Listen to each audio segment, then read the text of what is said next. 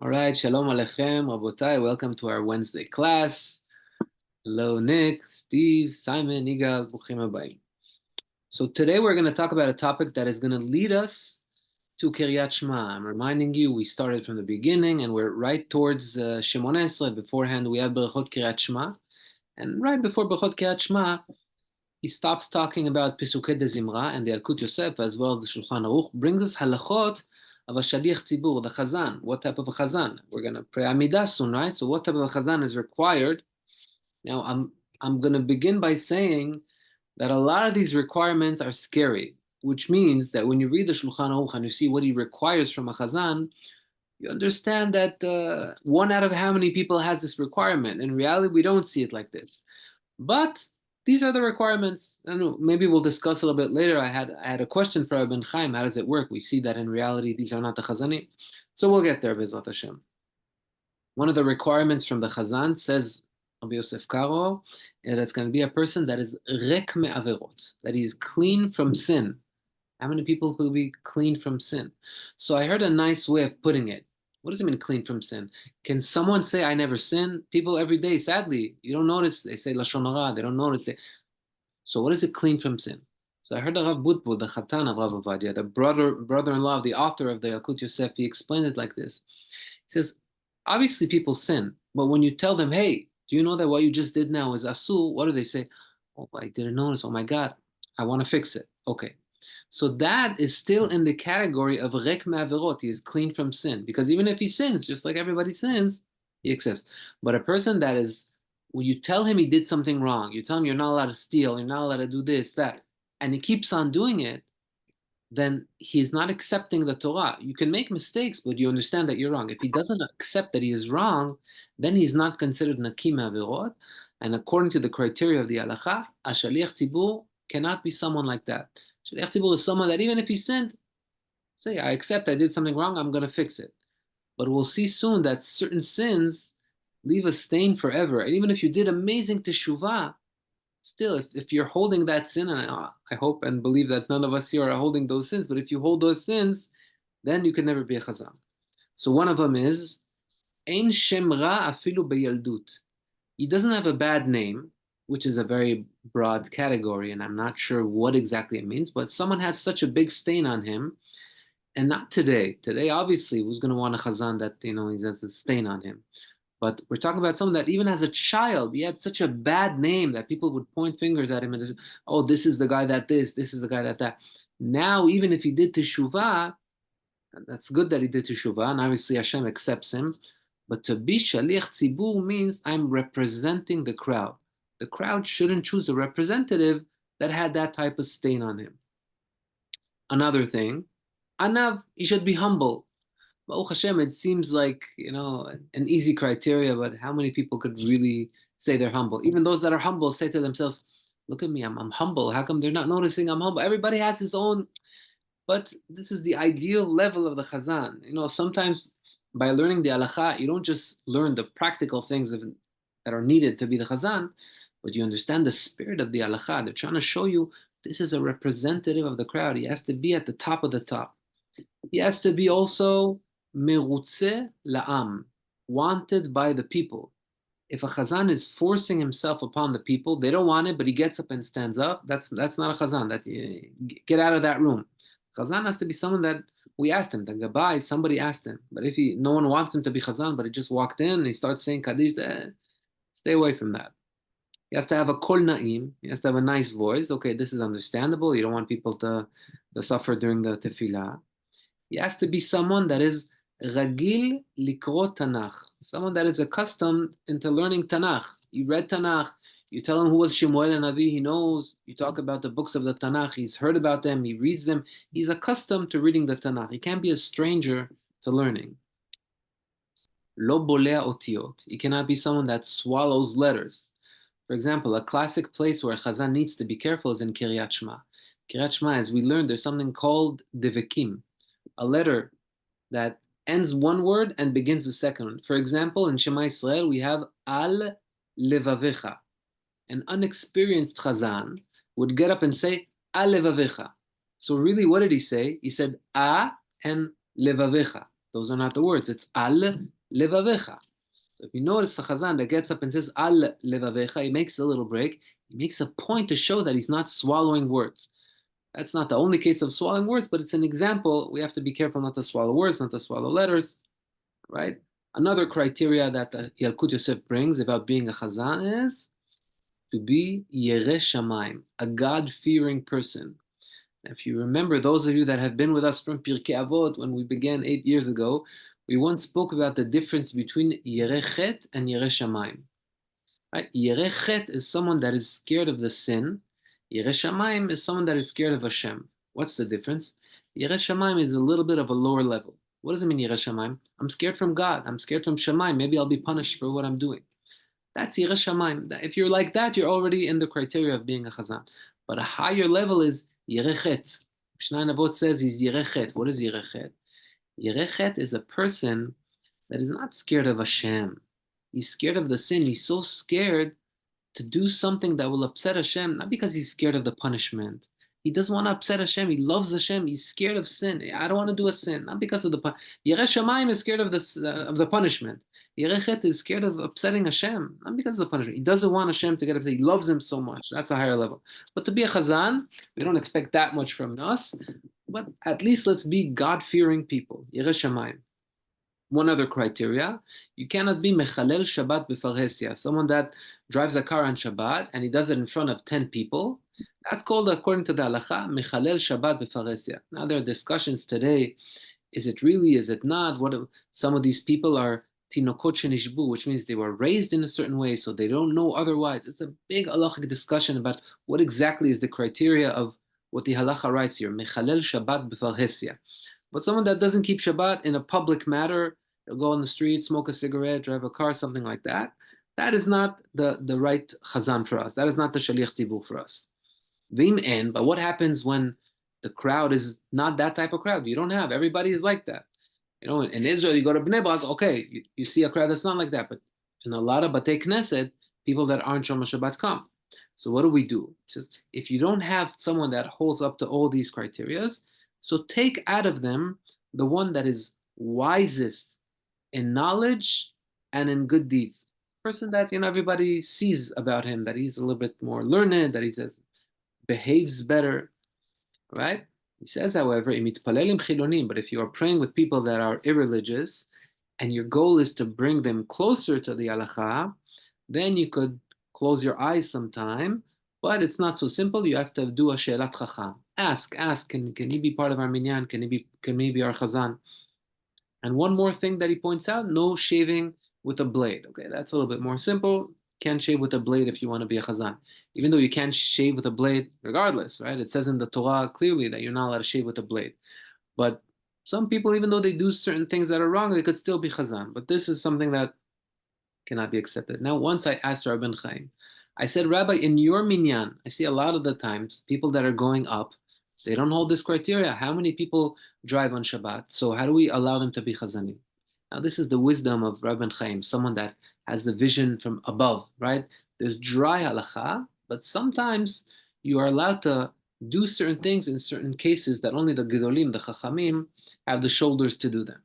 He says a lot of people come to the Knesset once a year. They have Kaddish, right? So we're going to give them Chazan, but this guy has no connection to any of these criteria over here. You're going to let him be Chazan. He says, what am I going to do? I'm going to push these guys away. They don't live in Israel. They live in Galut. We live outside. We live here in America. If we don't allow these people at least the once a year that they come to the Knesset to be Chazan, to be this, to be that, they're going to say, oh, they didn't accept me. They're going to, for the one time of the year that they came, they're going to hate the Bet Knesset. We don't want to come back anymore. Rabbi Meir Eliyahu was saying, I saw this recently, that he was in the Kotel, and he saw a guy, you could tell the guy's religious, I don't know, what tattoo or earrings or what it was, but the Chabad guy in the entrance stopped him, come, put on tefillin.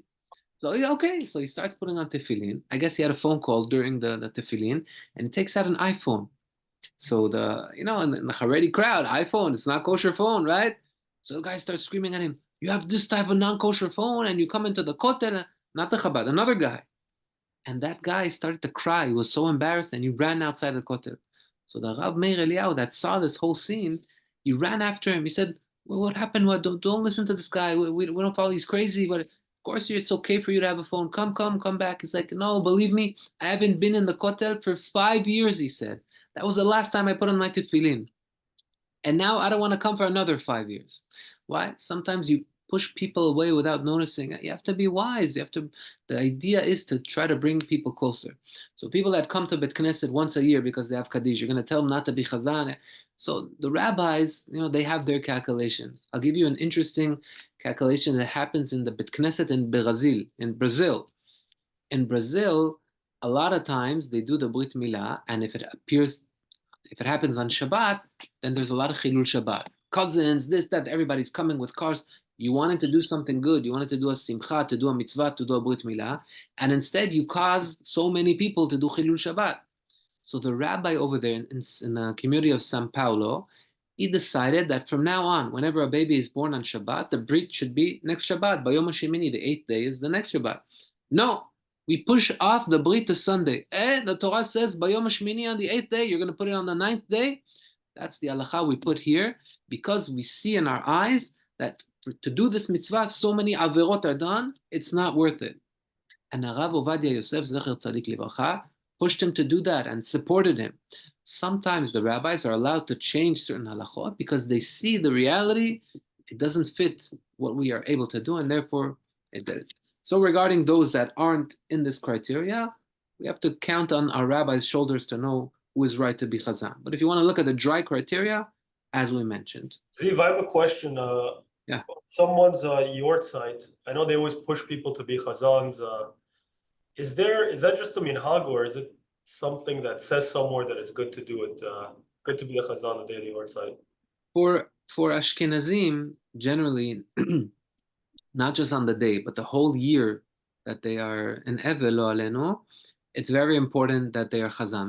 That's for the Ashkenazim. The Sfardim don't have that requirement. Regarding specifically the yort side, yes, it is better. What's the idea? Why do even the Ashkenazim have this all year long? When you're a Chazan, then you're saying all the Kaddish and people are answering you, right? So you're very active in holy actions. Okay, so this is a zichut for your father in Shamayim, because what happens on the yort side? We've spoken about this before. The yort side, if you could say a person passed away, finished. No, it's not like that. Every year, they open up the books. They said, okay, let's see if you deserve to go up in Gan Eden or lower in Gehenom, chas v'chalila. So why? What do you mean? I already did what I did. Someone is out of the world. No, what did you leave behind you? A person leaves his children. His children, sometimes he leaves an organization that helps the needy. Sometimes he leaves an organization that spreads Kedusha. All these things are amazing. He's supporting a kollel. He left a fund to support a kollel. All these things, every year, we want to see what happened from this person. So on the yard side, you want to see what happened with your children as well. So the son comes and says, on this day that his father passed away, he's going up to the bima and he's saying all the kaddishim and everybody's answering amen.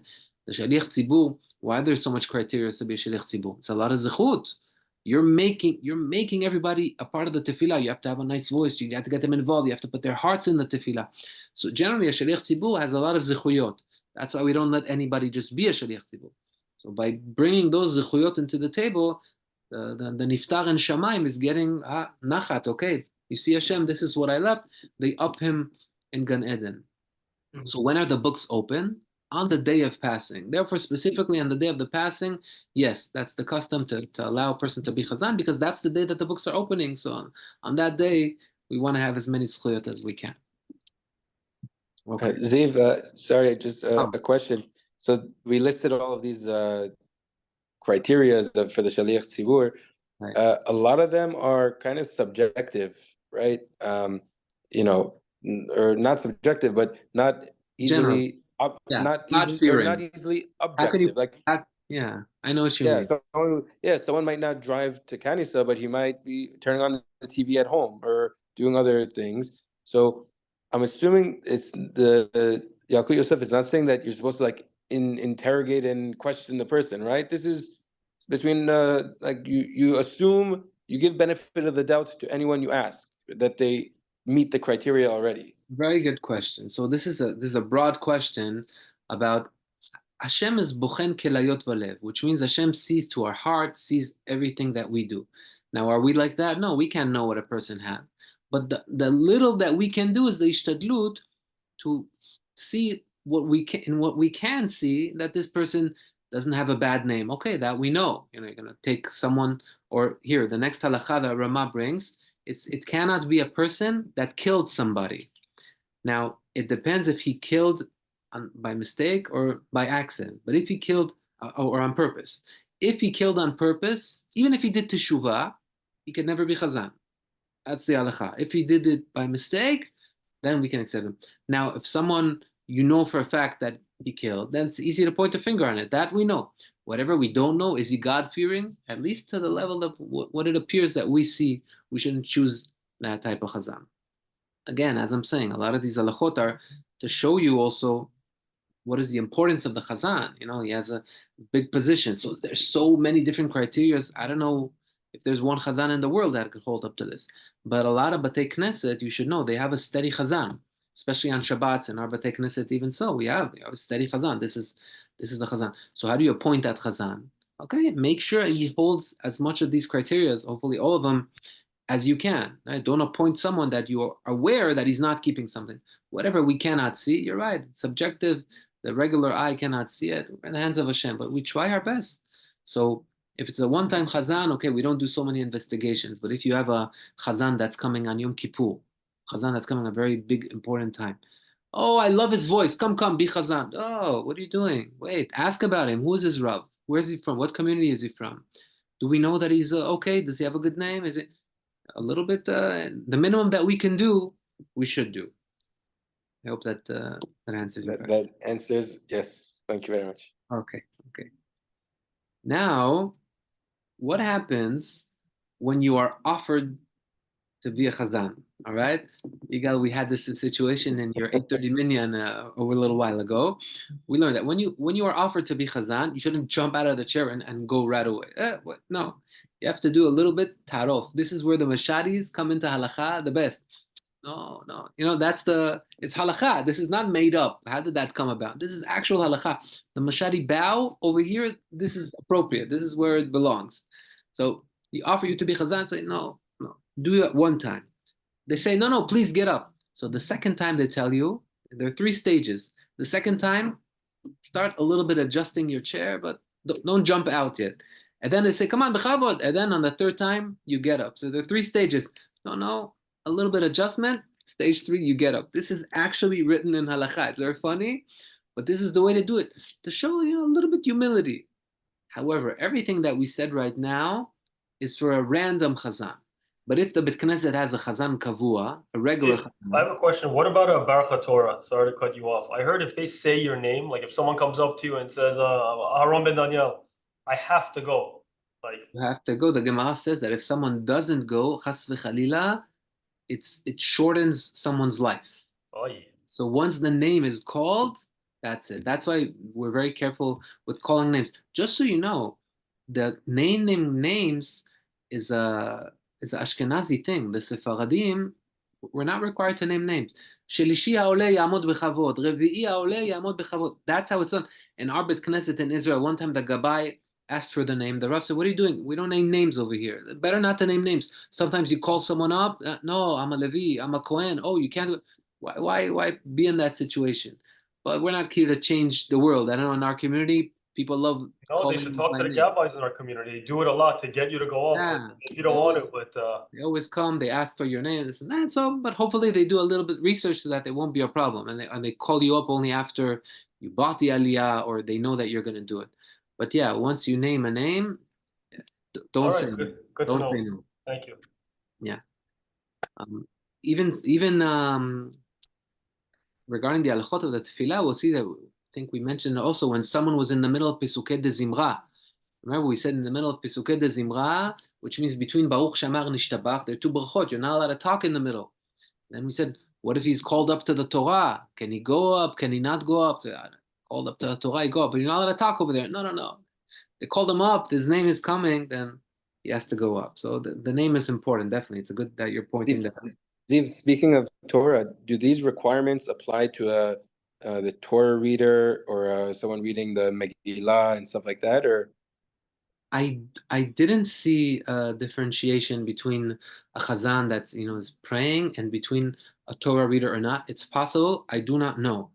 But I would assume that it should be the same criteria. Again, that's my assumption. Maybe there's a difference between tefillah and reading the Torah, but it seems like a Shaliach Tzibbur is a representative of the Tzibbur.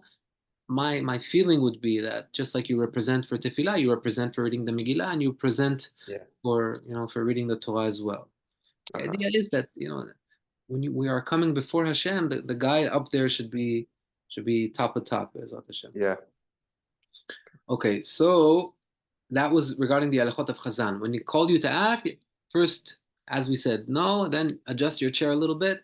Step 3, get up. But if you are Chazan Kavua, if it's, for example, Rabbi John Levy, he's the Chazan Kavua in Shaliach Rachamim, right? He doesn't have to wait for all the Bechavods. Once they get to Nishmat, boom, he could go right up because that's his position. Another case where you don't say no is when an Adam Chashuv, an important person, for example, the rabbi tells you Bechavod. You don't tell, yesterday Rabbi Moshe asked me to be Chazan. Usually you want to do a little bit of that. When the rabbi says, you don't tell no to the rabbi. You get up, you do the Chazan. Ziv, what do you do with Rabbi Ben Chaim? Like, I'm not comfortable being a Chazan at all. Like ever. And I know he tries to, in good intentions, to make people pray sometimes, and especially in his early minyan, but what do I do if he tries to pull me up? Like, I try to avoid eye contact with him and sit in front of him. But I know exactly what you mean. He has also with speakers. He also doesn't prepare you something. You walk in, go, do it's a listen. He's a Adam Chashuv. There's no one more important than him in our community. If you're able to be the Chazan, if he chose you, you have to believe that Hashem put it in his mouth to choose you. But if it's really a situation where not you, but let's say a guy doesn't even know how to be a Chazan or something like that, then you could come to the Rav gently and say, sorry. Like it happened to me where whatever, I was after a long flight. I don't know exactly what, and he asked me, and I said, Rabbi, I'm a little bit out. Is it okay another time? So I do it in a polite way. The idea is that you don't want to show disrespect to the Rav, okay, or to the important person. So I think by showing respect, by explaining nicely, then he'll understand. He knows that you're not doing. Okay, thanks. Okay. Another case that can appear as well is if you're in a minyan where they tell you bechavod, and if you say no, you see everybody else is not under the criteria of being a chazan, and you're the closest. If you don't take it, they're gonna give it to this guy that you saw him eating a pork sandwich yesterday. It happens. So you're gonna allow that to happen. Say okay, bechavod. Make sure there's a lot of calculations in here, but we try our best. All right, now you're a chazan. You're already up there. You're praying the Amidah. How much do we still have? A few minutes. You're up there. Now, one of the guys got a phone call. He gets up, he answers, he leaves the room. Now you don't have 9 people. You have 8 people, 7 people. No one is answering. You don't have enough people answering. What do you do? Can you continue? Can you not continue? So the answer is, even if people left, as long as you began when there were 10 people, you're allowed to continue. You could do Kedusha, 7 people. Still, you could do Kedusha, Chazarat Hashatz, no problem. Once it began in a kosher matter, you're allowed to continue as well. And this happens every day in small minyanim. If you have 2 Kohanim and 2 Leviim washing their hands, you're left with 6, 7 people, no problem. You're just going to wash their hands, coming back. As long as it began in a kosher way, you're allowed to continue. Is that What true if for you know they're not coming back? Oh, One by one by no pushing. Sorry, Steve, go ahead. Is that true also for a mourner's Kaddish? Sorry, I missed it. Can what? Is that also true for a mourner's Kaddish? Yeah, if okay, so we're talking about a set of tefillah, which means that someone began when he already had 10 people and he continued. But once he finished the Amidah and the Kedusha, there's no reason to continue. Meaning, excuse me, there's an order to tefillah. So we're saying don't stop the order in order to wait until these guys come back. You're already continuing. But regarding a mourner's Kaddish, let's say you're in Kaveh Hashem and you have the Kaddish Al Israel, and now people left home. No, over there, don't say Kaddish with 9 people. It's not a requirement of the tefillah. It's something that we say a Kaddish and it's important, but it's not like we cannot stop here. Over there, you can't stop. People who want to pray. Go wait a minute, no problem. Go find someone, find the 10th person, say I have Kaddish, bring him back in. But in the point between Ishtabach to after Shemon Esrei, it's like one part that you can't stop it. It's an order. The halacha says, Yasmich geula letfilah. Between when he says Gaal Israel and the Amidah, you shouldn't have any stop. Everything should be in a row. So over there, we don't stop. But if later on you're missing 10 people, say, please come back in. Igal, you wanted to ask something as well? Yeah, so just so I understand, because again, sometimes in the minyan I go to, we struggle with the minyan. So let's say we bring in someone we have a minyan at Yishtabach, people come in, and then they leave, and we know they're not planning to come back. We could continue through the end of Amidah and the Chazara without it, or no? I wouldn't do that, which means that's not a real minyan. You have a minyan guy to create 10 for a second and leave, so it's a problem. That doesn't count. Yeah, that doesn't count. Try to get a 10th that will stay. But yeah, the area that you need people answering is over there in the Kaddish and the Baruch Hu. Let's say if you at least did that and then he left, hey, try that when you get to the Amidah part, at least you'll have 10 people because you don't have a Kaddish in the middle over there. So once you did that, but if you know a 10th will be coming towards Amidah, okay. But if you know that you're walking into a minyan that's going to stay on 9, then don't do that as well. You could say the Kaddish and the Baruch Hu, but there's no Shaliach Tzibbur anymore. Yeah, everybody continues on their own. Yeah. Yeah. Hopefully that minyan should have strength and more people should come. No. Okay. Oh, thank Baruch Hashem. It's doing well. Baruch Hashem. Yeah, I've been to that minyan. It's amazing. Baruch Hashem. Tizkor mitzvot. Another surprising halacha. Not only if people walk out, they are considered as part of the 10. I have a guy that fell asleep. We are 9 guys, and number 10 over here is sleeping. You hear him snoring. I'm allowed to continue praying? The answer is yes. Even though he is asleep, he is mitztaref leminyan. Either that, or let's say we prayed the Amidah, and one guy is still going on praying. The guy is pouring his heart out to Hashem. Ashra v'ashrei chelko, good for him. He's already half an hour in the tefillah. We want to do Chazarat Hashatz. We only have 9 people. We're waiting for him. Rabbi Yosef says, if someone is stalling longer than the normal, you do not have to wait for him, and you can continue even though you don't have 10 people answering. If someone is asleep, or if someone is still in the tefillah, you are allowed to continue.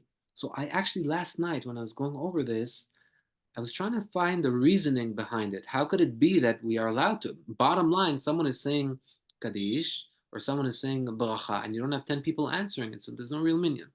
So the Peninei Halacha, Rav Itamar Melamed, in his book Peninei Halacha, he's a posek Ashkenazi, but he brings all the opinions. Over there he brings that once you have 10 people, even if he's asleep right now, or even if he's in the middle of Amidah, but the fact that there are 10 people over there, the Shekhinah is dwelling. Like we learned in Pirkei Avot, the difference between 2 people, 3 people, 5 people, 10 is the highest level of Shekhinah, right, where already the Shekhinah is dwelling there. So even though they're physically not answering Amen, but the minyan is there. And because the minyan is there, that is allowed. Now, not everybody agrees that are you allowed to continue if someone is still praying Amidah or no? There's a machloket around that, but bottom line is that according to Rav Yosef, the Yalkut Yosef that we are learning, if someone stalled longer than the normal, your mincha, you have exactly 10 people. So all the 9 people are answering you. 1 or 2 guys are taking longer. He said, no. A normal Amidah is 4.5, 5 minutes. Usually 5.5 minutes to begin the Chazara is a standard thing.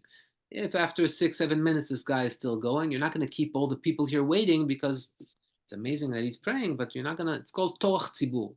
The halacha is very careful with bothering people. You have to make everything convenient to the mitparalim, so they want to come back, so they're comfortable. So we say it's okay. We're going to lean on the opinion that since there are 10 people here, then we can go on even though they're not answering them. Okay, I think we're going to stop over here, Rabotai. Next time we're going to speak about the levush, the clothing of the Chazan. How is he supposed to cover himself and whatnot? Thank you. All the best. Thank you.